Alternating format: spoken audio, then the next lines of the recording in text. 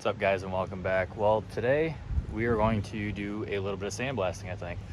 So yesterday I got my nanner peel. That's 5 gallons I ordered. You can dilute it up to 50%. I got a Rubbermaid tote, or it's Walmart brand, but I'm gonna mix it in that. I'm gonna leave it out here so that way we get the southern sun baking that tote all day. I'm gonna dump that 5 gallons in there, and then we're gonna dump some water in there up to 10 gallons and see how good we can actually get some parts stripped. So get the powder coat off, get it in the blaster. I gotta paint the spray booth right now, and then hopefully we can spray some powder today. So let's get to it. So I dumped that 5 gallons in there. I dumped 2.5 gallons of water. This is part of Diesel Kid's 2nd gen swap that he got. So we're gonna get that soaking. I got a couple more parts I need to soak in there. Got some 3rd gen tow hooks. Go ahead and soak those in there. Come on, flip over. There we go. While we're at it, we got some radiator fan brackets also for a 3rd gen Dodge. So I'm gonna go ahead, let these soak for a while. I'm gonna put the lid on to keep the dog out and come back later. It looks like she's peeling some nanners.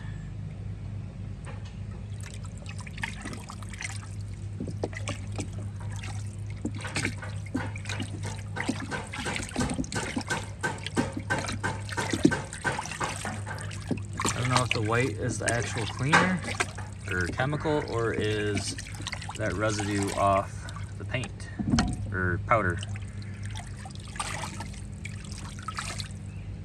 Pretty sure that this is 2 layers of powder on here anyways, so go ahead and let her sit some more.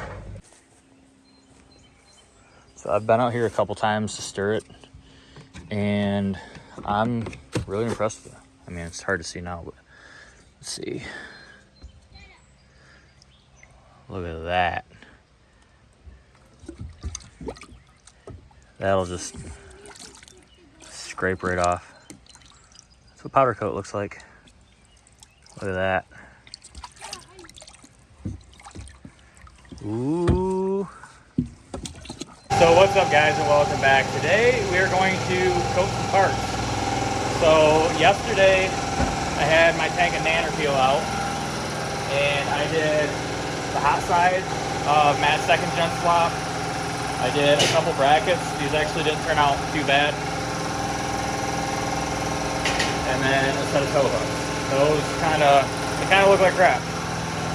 So we got the compressor going right now. Air's hooked up. Let's close the lid on the cabinet, get these blasted, and we will be back in a second. Well, got the fan brackets done. I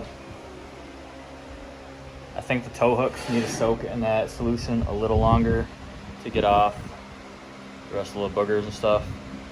I kind of wish I had a pressure washer, because if I had a pressure washer, I think I could just blow it off. Sandblasting it when it's the consistency of rubber doesn't really come off. So I'm gonna go ahead and throw those in there for a couple hours. We're gonna get the oven going, get those parts outgassed, even though I think I was supposed to outgas and then blast. But we're gonna outgas at 420. Actually 450. So we got our radiator brackets in there. We're gonna get those going, and we're gonna toss these back in the nanner peel.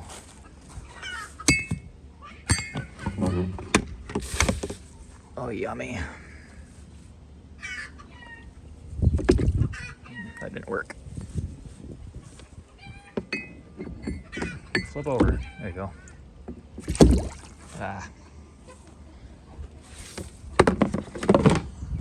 Go ahead, let that soak, and we will be back. So while those are still outgassing, another thing I'm gonna do is, you have your mixing tube right here. So I grabbed a pair of pliers, I grabbed onto it, twisted it, came out. So the issue is, you got this one little tiny hole. That is not enough to get the powder flowing the way it needs to be flowing. I got it in our vise. Online, a lot of people say use 1/8 inch, so we're gonna go ahead and open the original hole up to 1/8 inch.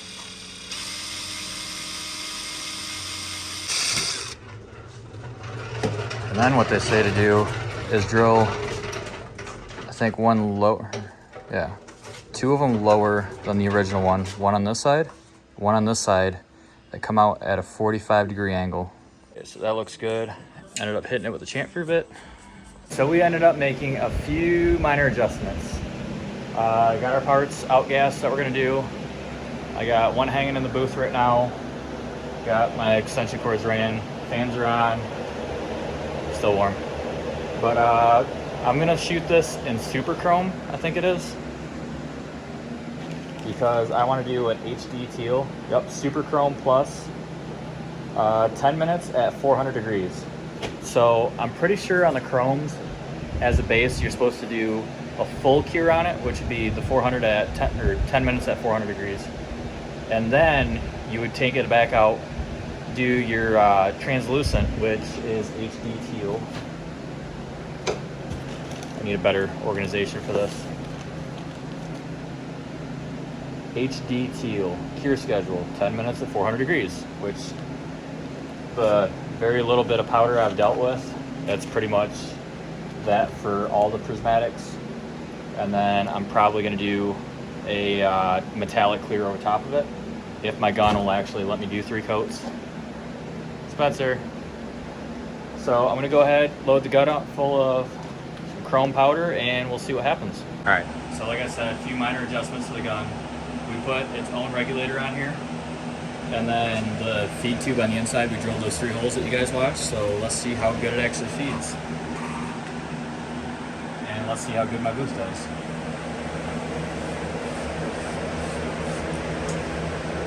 It does better when you hit the on switch.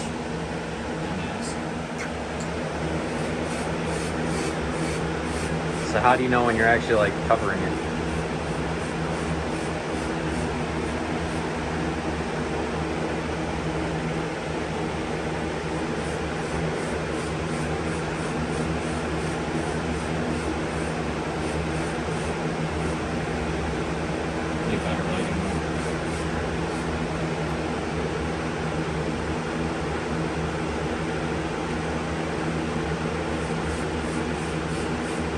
This is working so much better than last time after doing the feed tube, because I don't have to run the high pressure that it's supposed to run.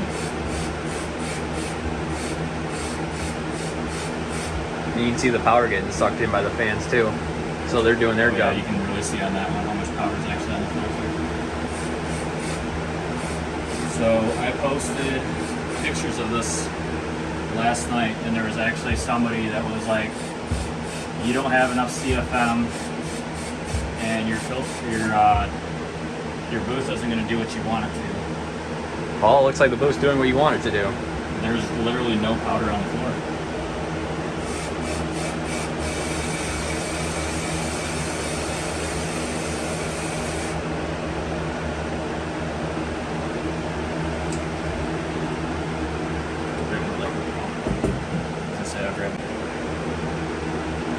So this is supposed to turn out like chrome when you cook it?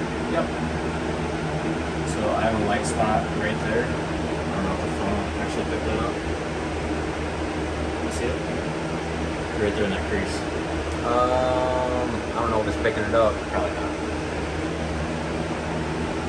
They call those Faraday spots. Another mod that people do is you put a flashlight on the gun. SWAT style. All the like high down ones, they actually have a light built in. Oh. Guns go up to like $3 grand, $4 grand, $5 grand. Jeez, how much is that one? $50.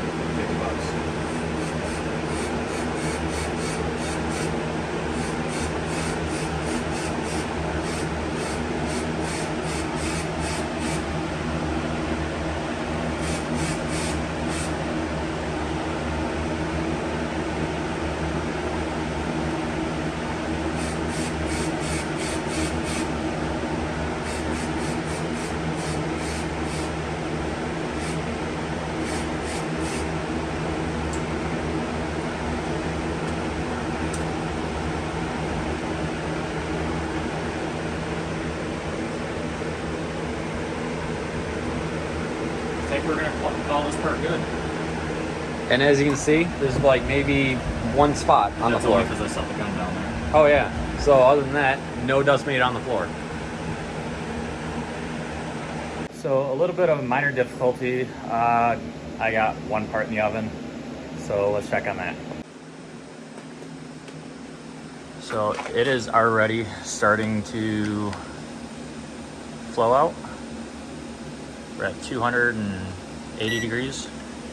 So we're gonna let that go for a while and come back. Not gonna lie, there's been a few setbacks. So I had 2 parts sprayed in chrome, and when I was loading them onto the rack, I dropped the one. Well, when I sprayed them, they were still warm.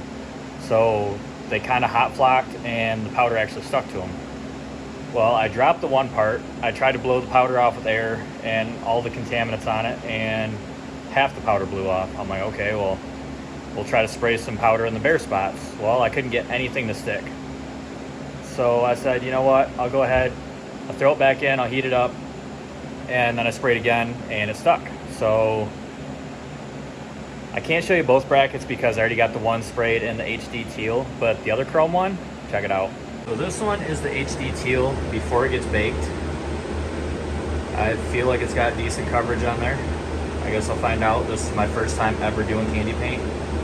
So this is gonna go in the oven and we will see that in a couple minutes. So here is the chrome fresh out of the oven. And it's kind of hard to see because the reflections, so. Oh yeah, it is definitely chrome. You're wasting. So, it's only 25 a pound, Spencer. So we already hit this with super chrome and did a full cure in the oven. And now we're gonna hit it with HD teal, which is a candy. And hopefully it turns out good. And don't electrocute yourself again.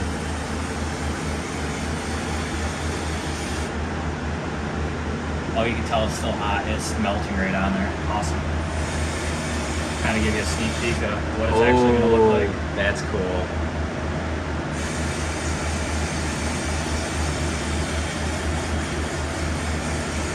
And hopefully those clumps aren't gonna mess it up. Because with it being a candy, if your coats aren't even, you will get dark spots. I'm familiar with that myself from my model building.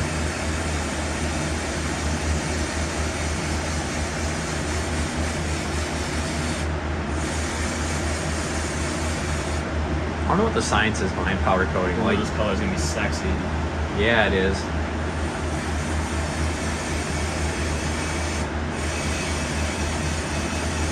think I'm gonna stop powder though. I got them stupid Faraday areas. That looks good.